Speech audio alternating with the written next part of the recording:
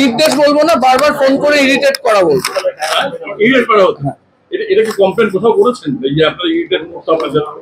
না, আর আরেকটা কথা হচ্ছে যে কমপ্লেনের ব্যাপার না, সেটা এমনি স্যারদের জানিয়েছি, কিন্তু ঘটনাটা হচ্ছে যে অনেক সময় আমার এখন দুটো ইউনিট আমি গাইনির দেখি, যার ফলে আমার দুদিন অ্যাডমিশন ডে, দুদিন অপারেশন থাকে, কাজে সেই 4টে দিন আমার পক্ষে এক্সাম হলেও থাকা সম্ভব না। আপনি এডিটের কথা বলছেন, তাহলে খুব মানে সেরকম কিছু বলা হতো ফোনে? না, সেরকম না। যদি বারবার ফোন আসে বিভিন্ন জায়গা থেকে, এক্সাম হলে তো ফোন ধরার কথা না। এবার কনস্ট্যান্টলি যদি ভাইব্রেশন মোডে ফোন হতে থাকে, তখন বেরিয়ে এসে নির্দেশ কিছু দিত না, কারণ সবাই জানে আমি খুব কড়া গার্ড দিই।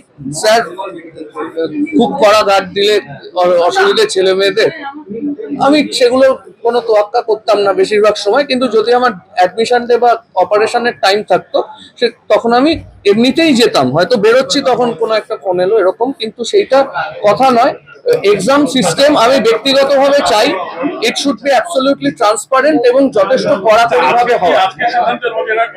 দেখলাম যে একটা হোয়াইটনার ইউজ করার জিনিস আমাদের সামনে এসছে, তো সেটা ইনভেস্টিগেশন সাপেক্ষ এবং সেটা চোখের সামনে দেখা যাচ্ছে হোয়াইটনার। সেটা দুটো কারণে হতে পারে, একটা বাড়ানোর জন্য, একটা রং ক্যালকুলেশনের পরে সেখানে ইউজ হয়েছে, কারণ হোয়াইটনারটা ট্যাবুলেশনের একটা জায়গাতেই ইউজ হয়েছে। কিন্তু এবছর আমি পরীক্ষক ছিলাম না, আর মার্কস ওরকম বাড়ানোর কোনো প্রশ্ন নেই, কারণ থিওরি খাতাতে অলওয়েজ প্রত্যেকটা জায়গায় মার্কস দিতে হয় এবং তারপরে বাইরের প্রত্যেকটা খোপে মার্কস দিতে হয় এবং নিচে এক্সামিনারের সই থাকে, কথায় লেখা থাকে মার্কস, এবং যার ফলে এটা কিন্তু করাটা খুব মানে যে কোনো কিছু অবভিয়াস হয়ে যায় সেখানে। স্যার, একটা বিষয় জানতে চাইবো, আপনি যেটা বললেন যে আপনি কড়া গার্ড দেন, আপনার কাছে অভিজ্ঞ যখন ফোন করতো আপনাকে বলতো গার্ড একটু হালকা করার জন্য, তার মানে কোথাও কিছু রেকমেন্ড করতো যাতে যারা পরীক্ষা দিচ্ছে তাদের কোথাও?